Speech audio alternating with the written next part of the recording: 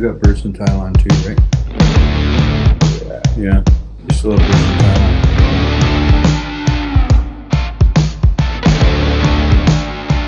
The birds you entered in Thailand?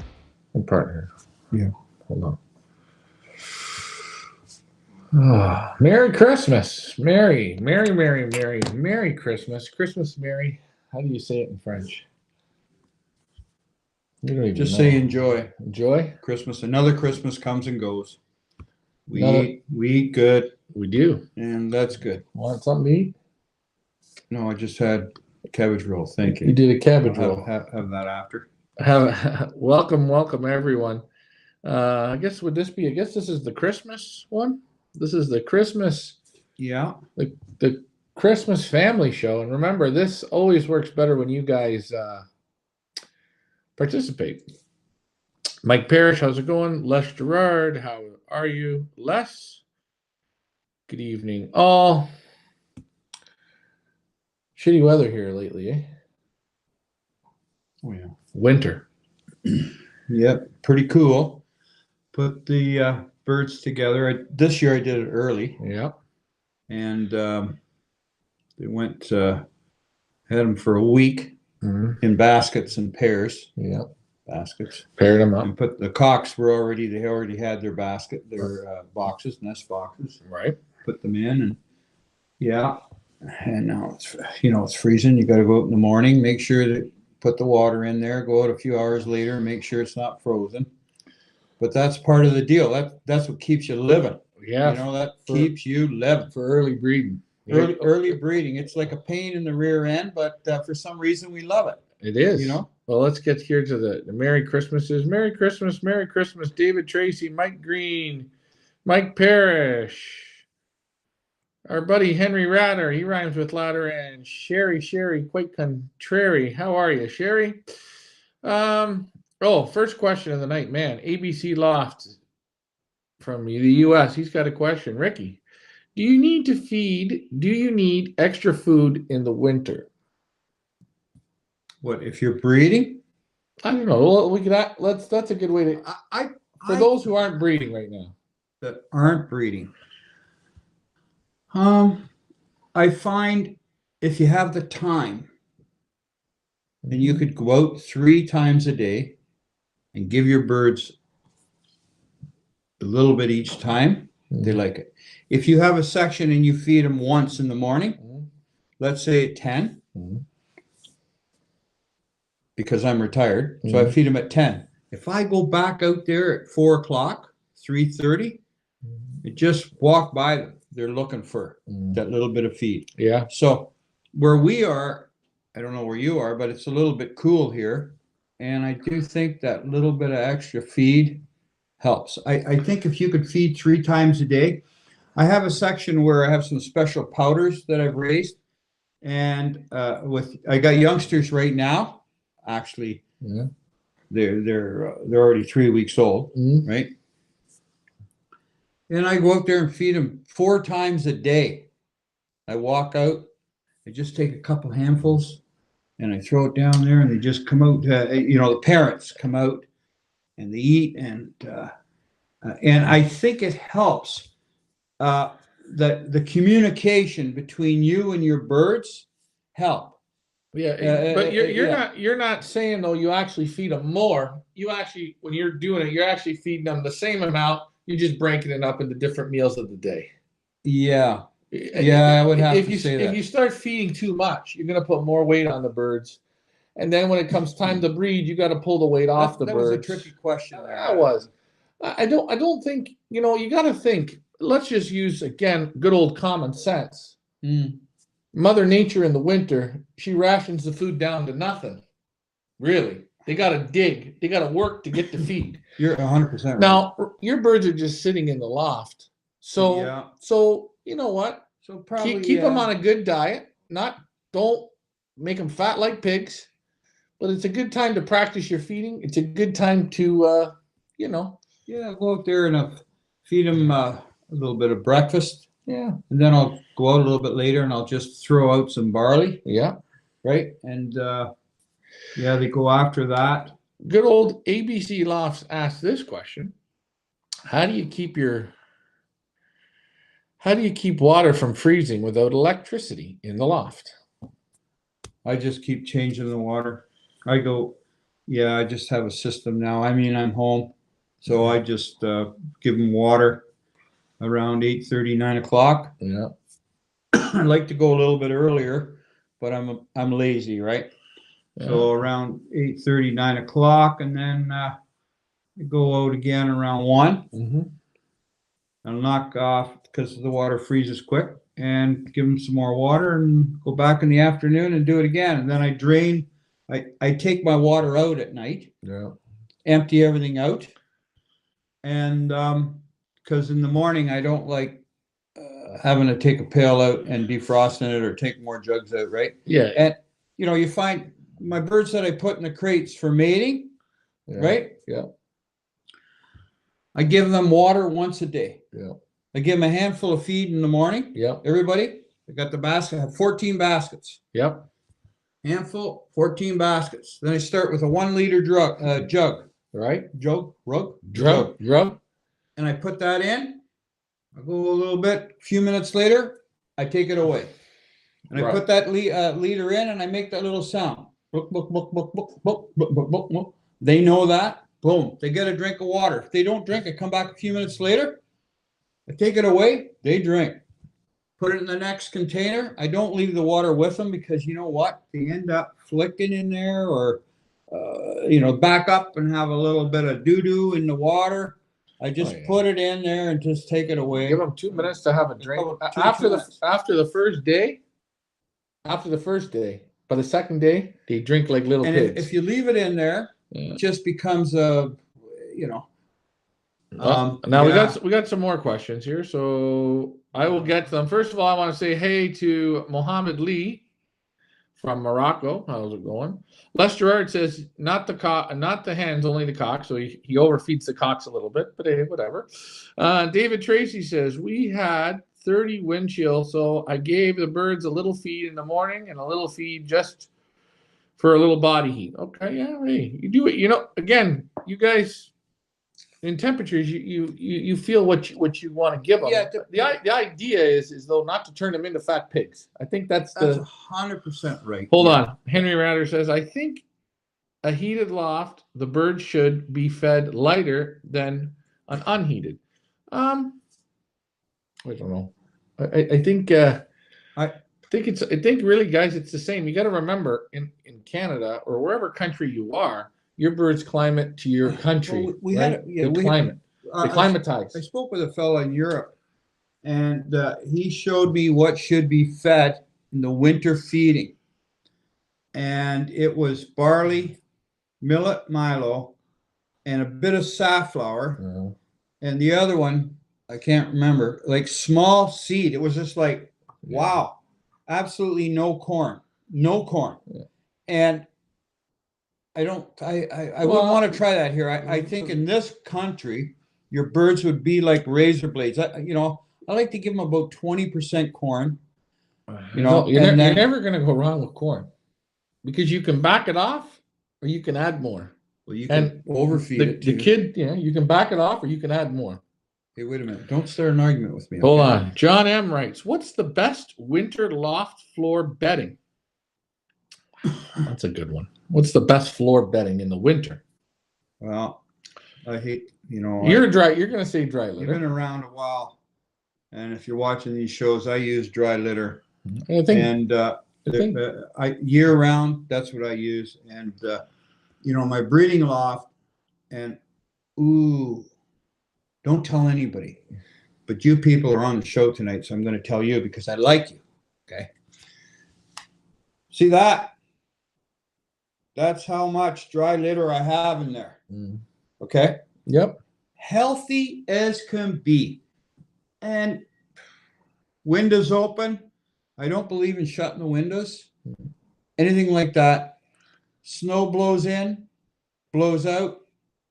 If you want, we can go out and take a picture right now. No, it's we'll have to show. We'll show it on the next snowfall. Yeah. So everything freeze dries. So everything freeze dries. You think, holy jump! When I went in there, whoa, we had a lot of snow, the blowing snow and all that. Holy mackerel, snow's like this deep.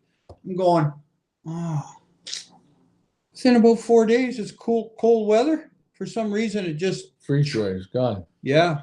So I don't. I think the granules are pretty good. Those granules that you can get, either the natural ones or the Van Roby ones. The 4 granules work good. I think it's, if you're in cold climates, you're better to have something on the floor other than scraping the floors, because you never scrape them any good. That's just my thought. Well, again. You okay, all can do what so you want. I think the granules are probably a great idea. I told you I use the sand, brick sand. Right. Excuse me, cabbage rolls make me burp. But yeah, I would be lying if I said I use granules. I hate to say it. I don't want to offend anybody. you don't have to offend. I'm sorry, but I don't do it. I think we're going to go out and take a picture of my floor. People, just because you do it with dry litter, Well, that's it. that doesn't mean that that's the only way to do it. Hold on, I got to swallow. Yeah, there you go. I'll sit you in your corner. Okay, and no, no, you don't. The last time you're starting to push buttons now. No, I'm pushing your buttons. No, but I'm just saying. I'm just looking at pigeons in natural being, sure, in a body, a unit of immunity. You don't have to go. I mean, please, folks, come on next week. I'm going to invite you. Let me ask you: would you loft. put them on wood shavings? No, I wouldn't. Okay. Would you do granules or wood shavings? I do granules. Okay. But I heard some people say with granules, even they end up with respiratory at a certain point in time. In the granule dust. Okay. Right. Now, wood chips are not shavings, because I've been to Europe. Chips. I think now you said wood chips. Well, wait. There's wood shavings. The bark off the trees. The bark off the trees. The is cedar one other shavings. thing. The cedar chips. You see them. Now the bedding for horses, those wood shavings, those are no good. Because the horse goes down, he snorts. He does that. Snort we find you get respiratory with the shavings, Yeah. so I wouldn't go with that. But anyways, hold on. Don't. First of all, you made me forget about something there. But the wood shavings. The other thing too is if you can get peanut. Come on. What do they call that? The peanut husks or corn. The shell. Peanut shell. Peanut shells. Peanut shells, or if you corn got cobs. a farmer somewhere with when he's doing the corn and he's got the what do you call that? Comes off the corn husk when he's doing the corn. All those nice little pieces of corn there. Yeah, the corn stalks. That stuff's beautiful. Right, and again, just stay away from shavings. That's my opinion. Again, shavings no good. Pigeons. A lot of pigeons get respiratory from the shaving. I know you got those box perches in there. Yeah. And the other day I thought, ooh, it's not too bad, right? You're gonna scrape them. It's like +1. Okay. She wouldn't scrape. I'm going, I think I'll scrape out those boxes. I hate scraping them. There's 250 boxes. Yeah. I went, nope. In about 1/4 of an inch. Nope. Frozen, rock hard, solid. All right, let me get to some of the things. Michael Peeler says, good evening to you all. Michael Peeler says, God damn it, you're early tonight. Well, sorry. We wanted to be a little ahead of schedule. John M. says, greetings from Madison, Wisconsin. Again, they make a lot of cheese in Wisconsin.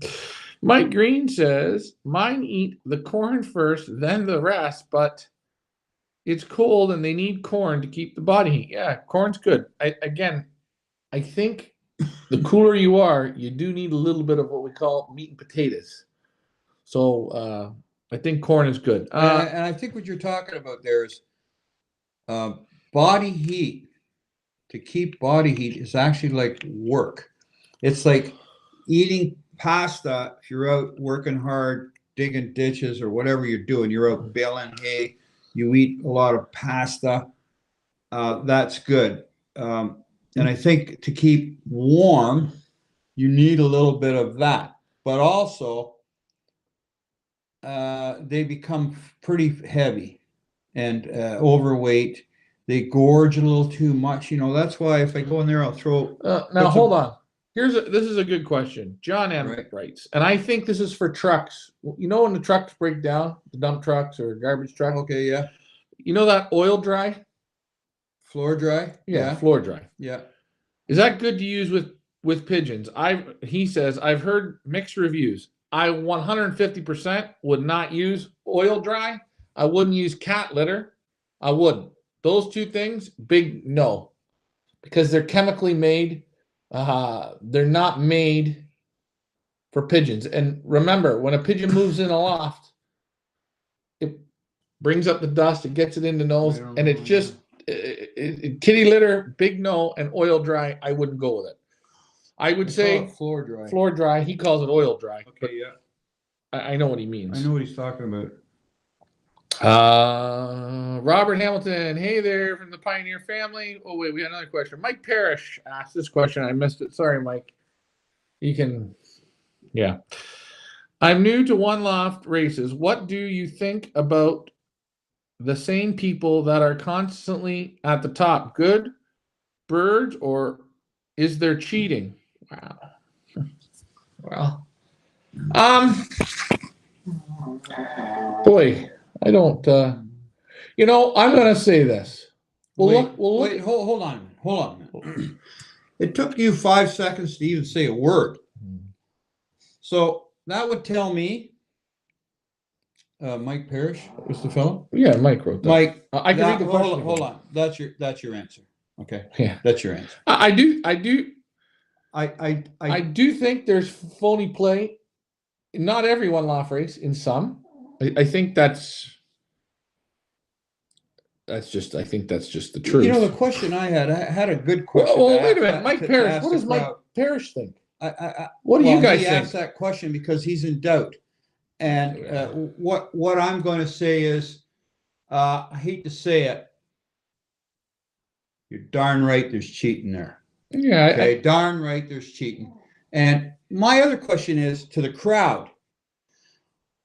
Do you want to see fairness?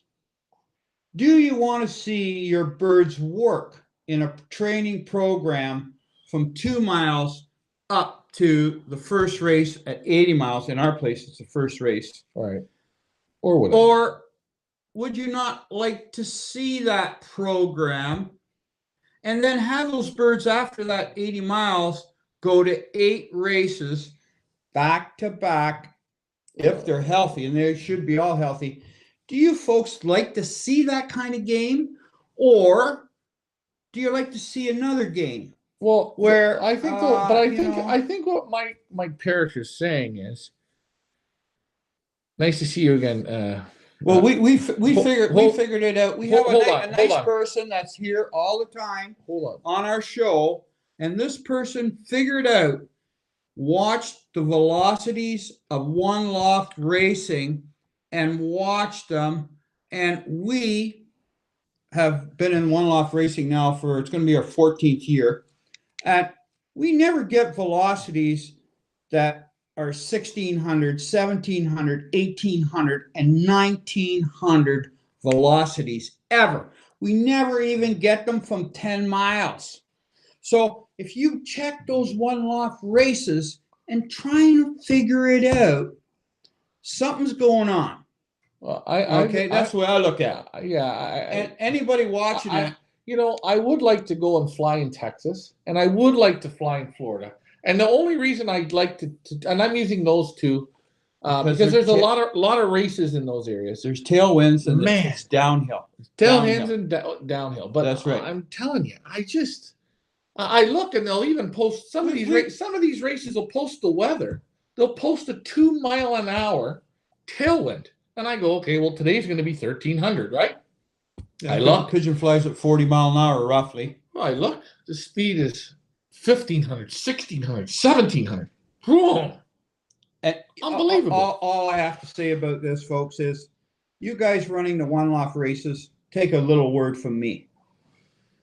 Please tell Grandma. Okay, I'm done with the Grandma. I'm done with it because it's a mixed bullshit thing that you're saying around here. It's not bullshit. I know, it's the truth. It's stupid. It's the truth. It's stupid. How do you get 1,800 meters out of a 2 mile an hour tailwind? Come on, how do you get that? Come on, man. Well, it's. Do you want me to tell you You're how? pushing Do my you buttons want right me to now. tell I'm you how not they? Do stupid. you want me to tell you how they do it?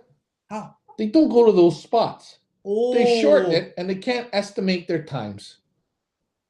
so that means what? Indirectly, what I Well, just they're said. not getting grandma to let them out. They're letting them out just at a shorter distance. I went up the But road. anyways, I went up the road, taking birds north, and I seen another combine trailer. Okay, this is true. Oh, this was a combine. They were Okay, letting them 15 miles. just hold on. Another combine trailer. They were supposed to be letting them go at 200 miles. Yeah. 214 miles. Let me finish the story. Make it quick. And 214 miles, and I was coming up with our unit at from where we are, the same. I was at the 115 mile mark. Yeah. And they said they let the birds go at 8 o'clock from 214 miles. Oh, yeah. And it was 8:20, and I seen the guy's truck going by on the opposite side of the highway going, hey, man, like, excuse me, but well, I know it's not grandma this time, but somebody's telling a lie. I know. Now, here's the other thing. Mike Green says some people put a lot of birds in the races. And again, yeah, some guys put a lot of birds in. You know, I could tell you something. I looked at some big names, big one Loft names. They don't seem to do very well in a lot of the races. But when they hit those big international races, that's when they clean up. And I can't figure that out. But hey, it is what it is.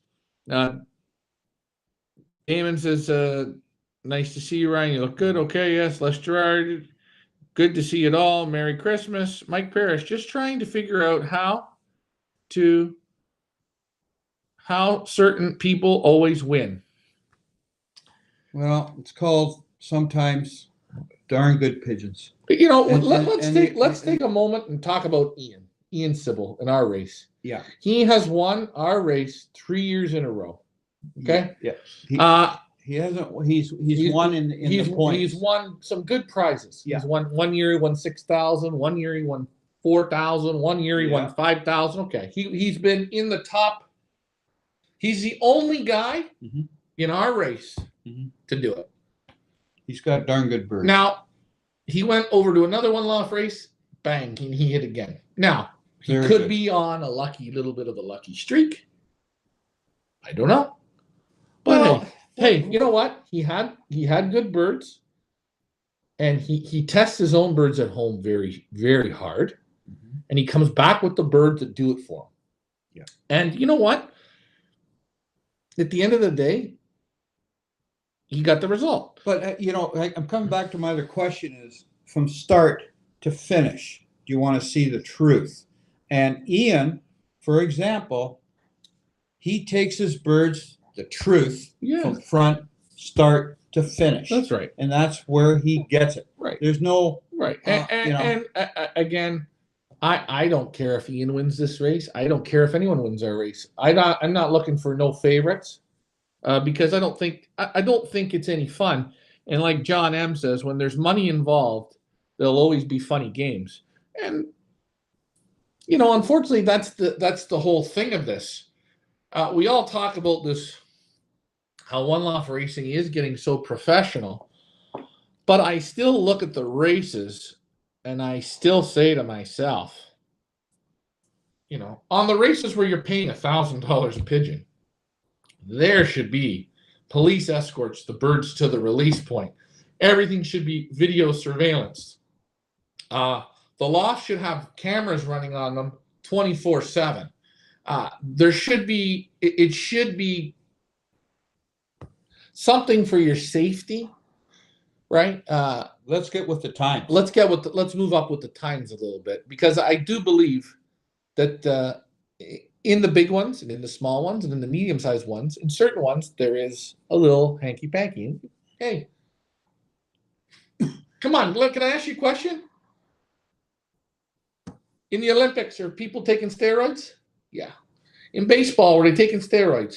Hockey, they were taking steroids. Right, hold on. Everyone is trying to get an advantage. They're not allowed to. They're not allowed to, but when there's money involved, people are trying to take advantages, get the advantages. I mean, let's What- get the truth. You go down to San Diego, and you said John Timberman, right? I've never met the man, Yep.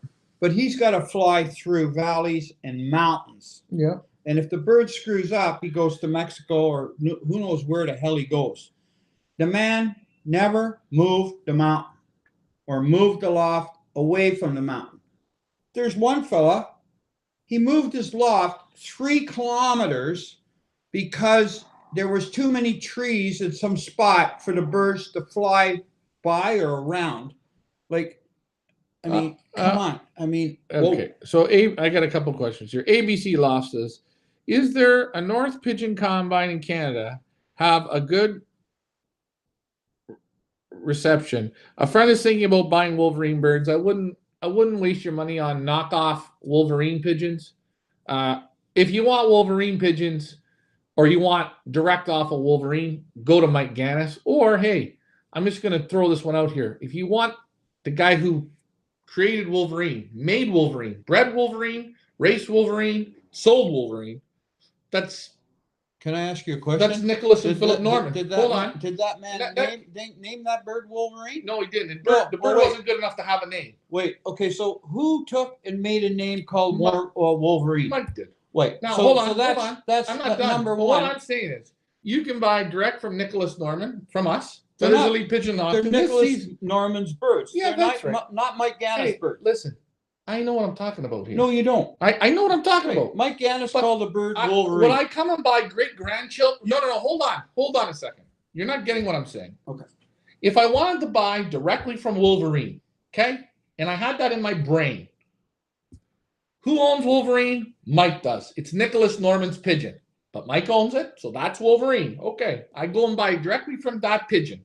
I wouldn't come to a guy in our local area here and buy great grandchildren off of Wolverine. I wouldn't do it. I wouldn't. I'm not interested. Let me But ask. if you want to go a little bit better, go to the man who created Wolverine. And who said And that's that Nicholas Norman would have mated that pigeon? Mm-hmm.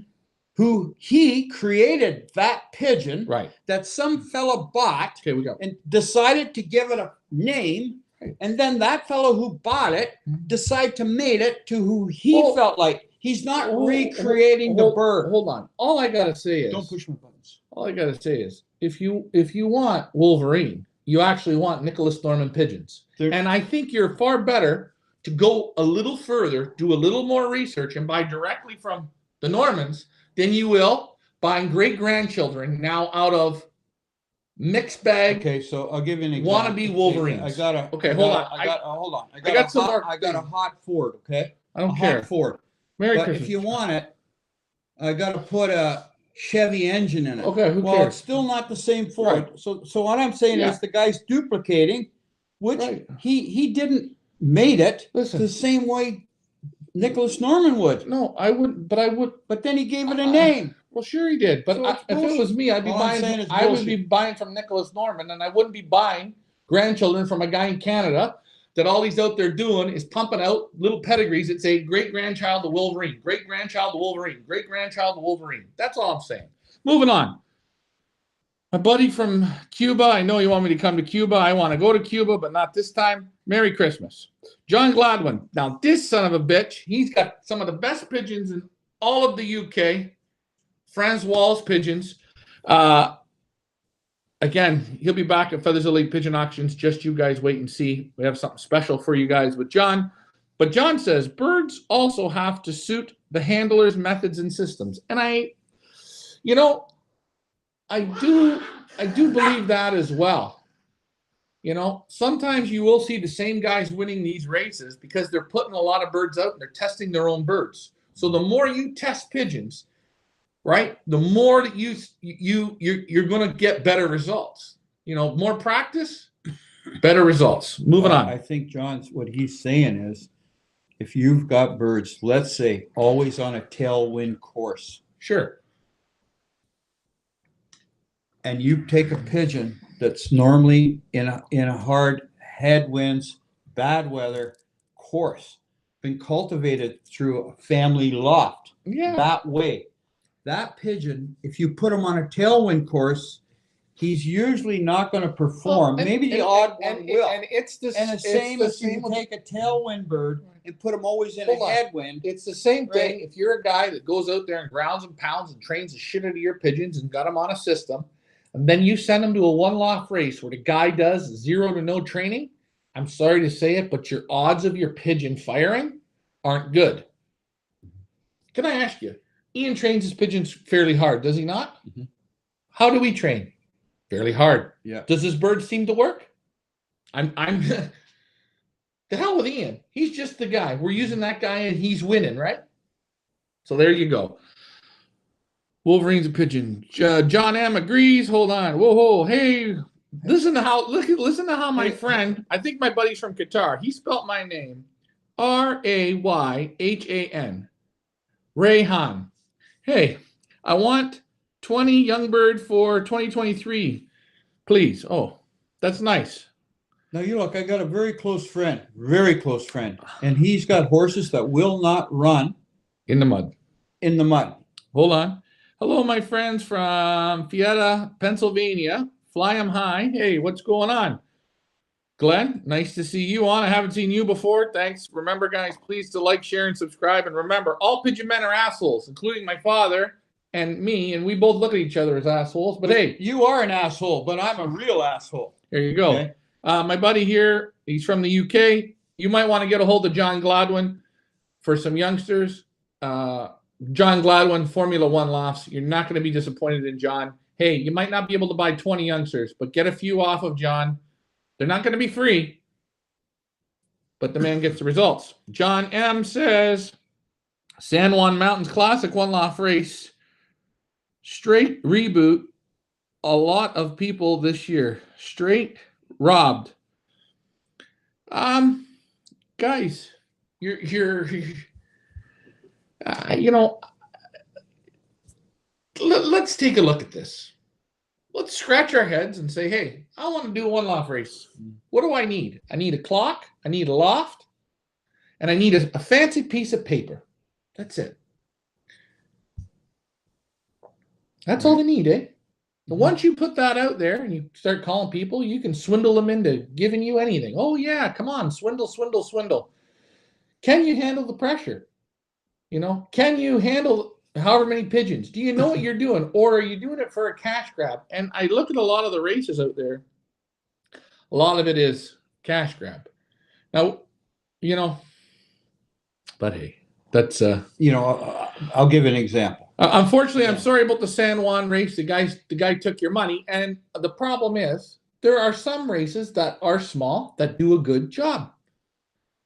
And then there's races like this where the guy takes your money. So he gives everyone a bad name. And, that's why I say sometimes you see these new races pop up. Stay away. Give them a couple years. Then take a look.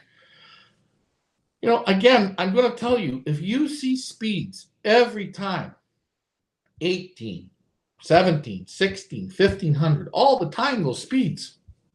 Guys, ask yourselves the questions. How often do you hit those speeds? I gave you the answer. I can't hit it. I gave you the answer before, right? We got more comments. And people don't want to hear that. You don't want to hear the answer. I know. Grandma's down the road. That's it. I know. Okay. You need to put... When she gets older, she can screw up too, Yes. Oh, yes. So John Gladwin writes, yes, that is what I mean, Ryan. Yes. Okay. Les Gerard says you need to put your pigeons in all weathers. Right. Now, remember, the secret to a one loft race is, I hate to say this, but I am going to say it. Their job is to sugarcoat the whole fucking thing. Because the more sugarcoat they can give you, the more birds they get to the final race, and the more people come back the next year. Sugarcoat. Les Gerard, you're right. Pigeons should go up in different weather conditions, overcast, headwinds, shoulder winds. But you tell me, you look, and we'll use Wind Companion, or we'll use the benzing, whatever. You tell me the speeds on 99% of the races and the training flights. They're always. And you want me to tell you? 1,500. You're gonna see a bunch of fucking sunshine and rainbows every day, and winds. Wow.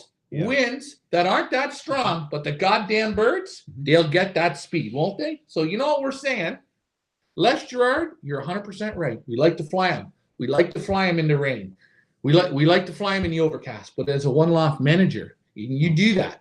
Those son of a bitch pigeons don't come for you. That's why, then you're in the ground. That's why I asked earlier on, Now, do people want to see and hear the truth?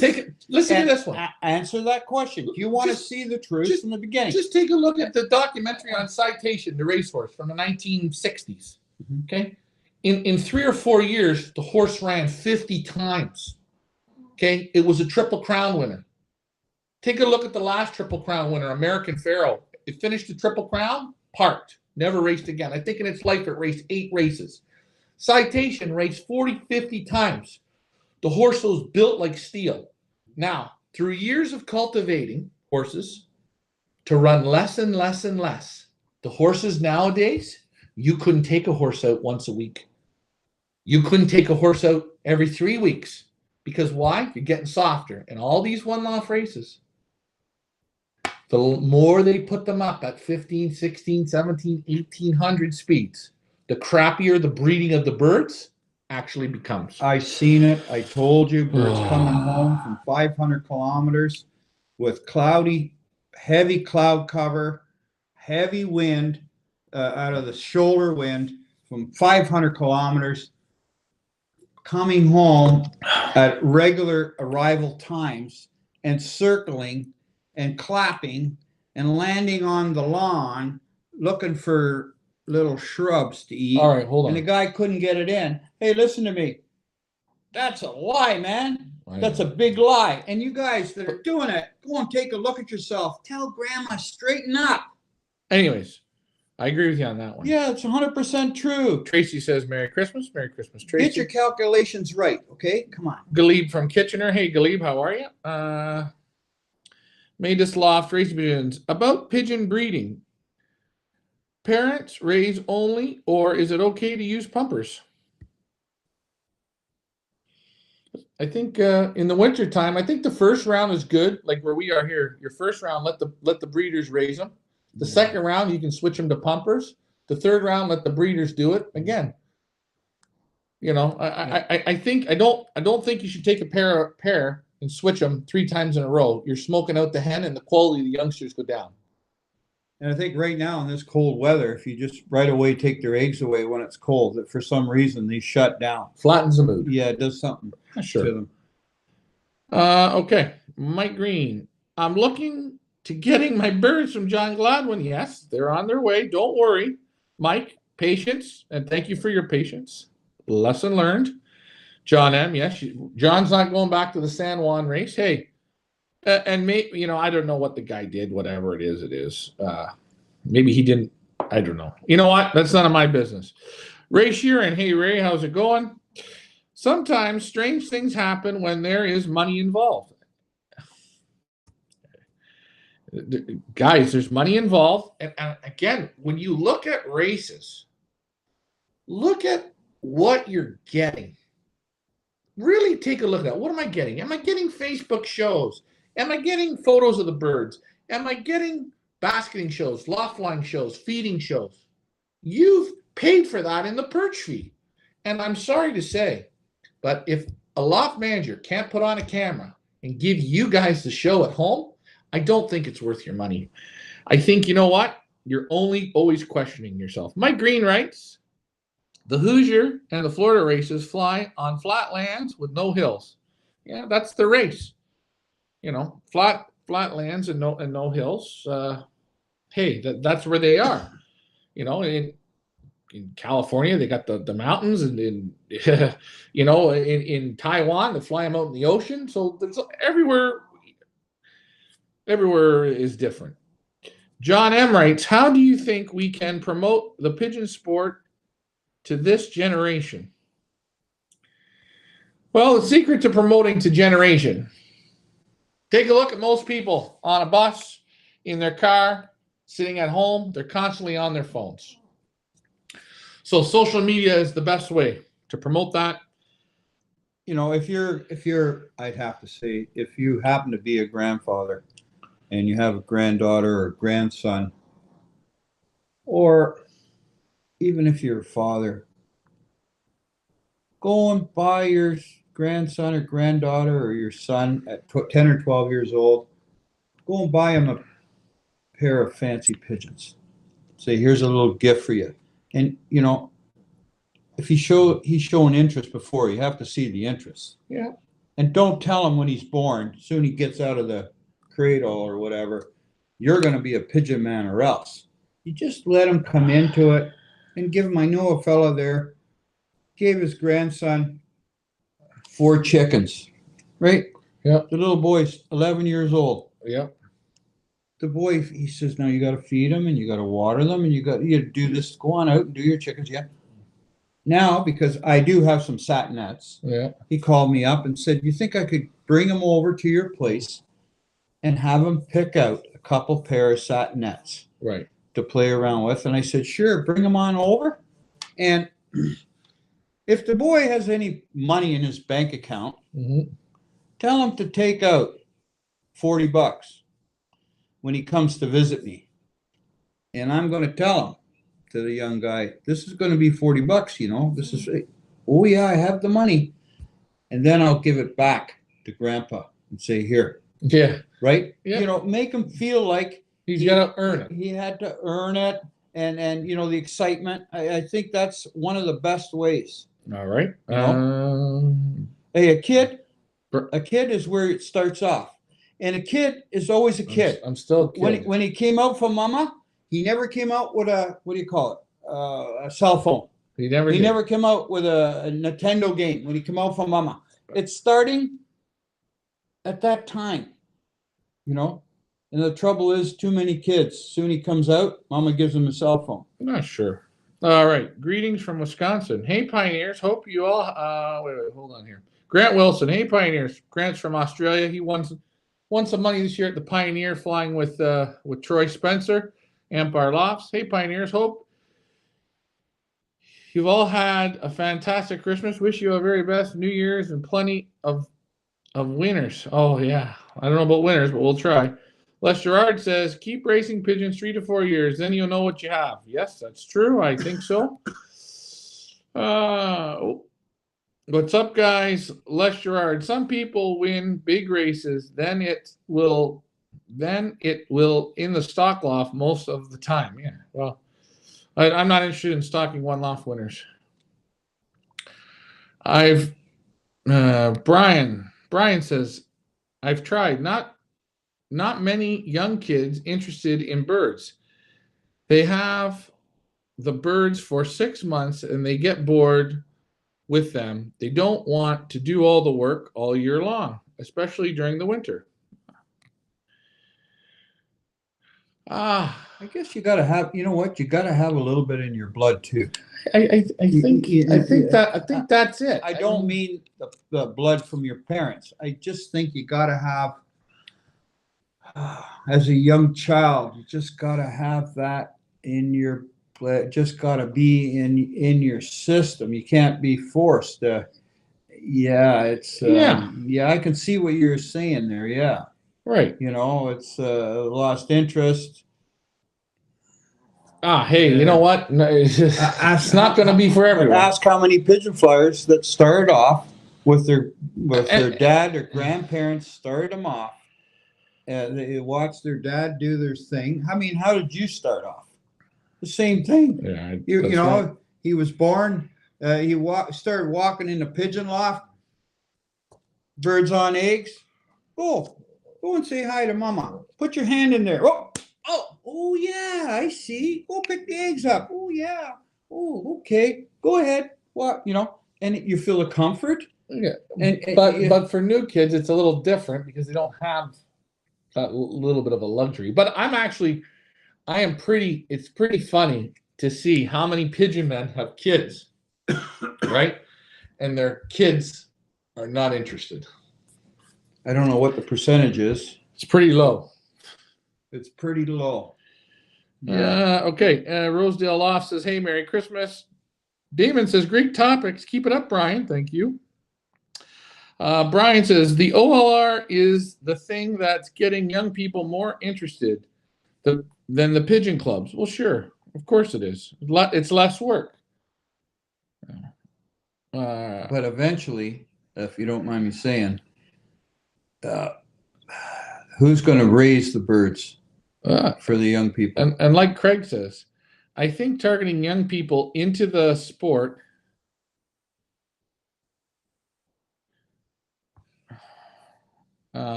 okay, hold on here. I think, okay, wait, hold on. Craig wrote this. I think to target young people into the sport is a waste of time, as they will not come away from their games. I think the target should be people who have just finished work and got more time. And you know what? I think you can try everyone, really. Somebody who's interested will be interested. Mm-hmm. But I'm not disagreeing with you, Craig, at all. Don Meredith says the passion for animals. And I think that's another one there. You got to have something for animals. That's a good one. I got to take the ups with the downs in terms of pigeon racing. That's my right. favorite auction. Okay. You know, I said before, it can be promising, can be upsetting, and what you call depressing. But life, you have to learn to be depressed in life. It's very good for you. And then come out of your depression. Dad, can I have a buck? Get the hell out and go sit down. Oh, well, you're going to sit in your room. I'm a little depressed, eh? Right. Hey, I don't like this food. Go and sit in your room. You'll eat it tomorrow. Oh, I'm going to be depressed. So that's a good thing for people. And pigeon racing is the same thing. Race a horse, it's the same thing. Drive a car, blow the motor, it's the same thing. You get depressed, right? Yeah. Depression is good for people. And I think it's got to get into them. And again, if you're trying to get your kids involved and you just get them pigeons and you're not involved with them, I think you got to be equal, kind of like a team. Well, I actually made you who you are. Remember all those nights I used to lock you in the pigeon loft? You couldn't get out? Remember that? Yeah. You remember that. I remember. Even in the cold winter. So this is what we're going to say. We are at, what are we at here? We're almost at an hour. We're doing pretty good tonight. We're doing real good. So yeah, I think with kids, but it's funny. You look at in the other countries. I think in the poorer countries in the world, there's more kids, more people playing. It's just different. I think it's different. Well, because those people learn to live on they enjoy an animal. Natural atmosphere. Well, yeah, not this. And if you think, if kids didn't have television, cell phones, and money, yeah, right, and where they got to go out and throw a ball against the wall for enjoyment, they got to, get a rabbit for enjoyment, get some chickens for enjoyment, But the kids now, everything in this area, in this world here, it's useless. I hate to say that, but it is. But anyways, so pretty good show. We wanted to come on and give you guys a little Christmas. Merry Christmas. Yeah. Merry Christmas. And again, things are going to start picking up at Feathers Elite Pigeon Auctions. So tune in for that. We're going to talk about our One Loft race starting up this year. Yeah. In the future here. Yeah. In the next couple of weeks, you're going to hear about our One Loft race. Make a phone app to get the kids interested. I don't know. I don't know. Where's Mike been? Hey Ryan, Ben here from Pennsylvania. Really enjoy. Looking forward to your loft visits and videos. Keep them up. Thanks, Ben. Yeah, we're going to try and keep up our videos, and we got a lot of stuff planned for the new year coming. We got a great auction season. I think that's the best of the best. This season 5 right here, Feathers Elite Pigeon Auctions. You see it. There it is. We've got some of the best names out of Europe. That's going to be fun. That opens up here at the start of January. Again, all the pigeons that we are auctioning off at Feathers Elite Pigeon Auctions have done their quarantine. They are in North America. So you're not going to have to wait like last year. I know there are some people that wanted to kill me and said I was a bad guy. And yeah, I am a bad guy. I'm not perfect, and buying pigeons and ordering pigeons is not like pizza, but we are going to get everybody that ordered their pigeons, they will get them. About 85% of all the birds purchased from last year have been delivered. There is a small group that is getting ready to be delivered. Just a little bit more patience. As I say, You know what I love to see? what? I love to see I'm running out of people air. getting excited and demanding, where's my bird? Yeah. And that shows me that everyone has that little bit of child in them. And that is the greatest thing, that little bit, that anxiousness. And that is so good to see. And again, You know? John M says,